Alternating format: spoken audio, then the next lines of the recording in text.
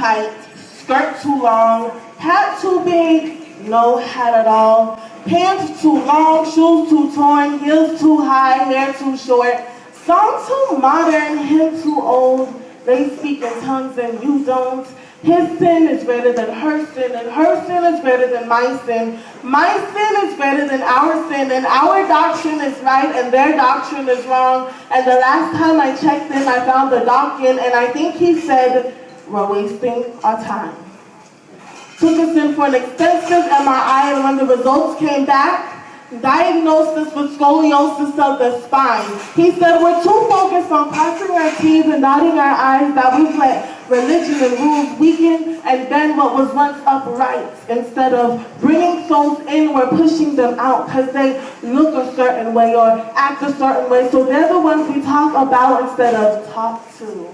And instead of pushing stop, we push mute because we might not be saying it out, but in our minds it's screaming loud, causing our vision to become blurred. So I checked in again and the doc was still in. He said once again, we're wasting our time.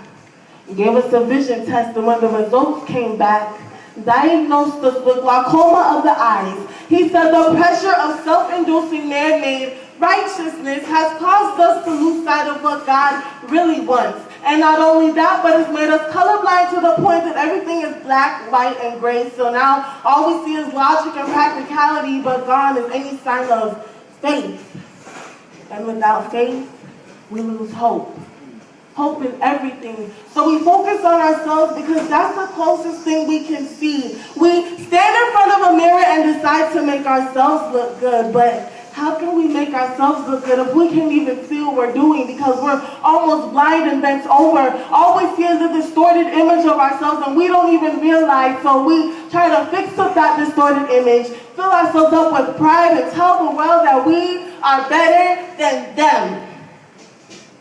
And the whole time the world is laughing at us because we look a mess. We hurt each other while we self-destruct as our hearts beat faster and faster, and it becomes harder and harder to breathe. We'll rush to the hospital, and the doc comes in, tells us that we have suffered a massive heart attack due to our obesity of pride. Shakes his head and says, we're wasting our time. The light that once shone like sunlight and shined like moonlight through us has become a fake fluorescent bulb that we've learned how to switch on and off. And even that light died when the boxer came and said it would last a lifetime. We put so much rules and religion in our relationship that we wouldn't even allow his blood to flow. Our arteries are clogged with the sins we don't think we've committed. Therefore, we haven't asked for forgiveness, so they haven't had a chance to be washed away. Your lungs are clogged with the souls that should have been saved, could have been saved, would have been saved, but didn't get saved because you were too focused on what they looked like and how they acted the time they needed to be saved. So now you're dying because you've been wasting your time. And if you want to know what it is you need to do to live, you need to repent.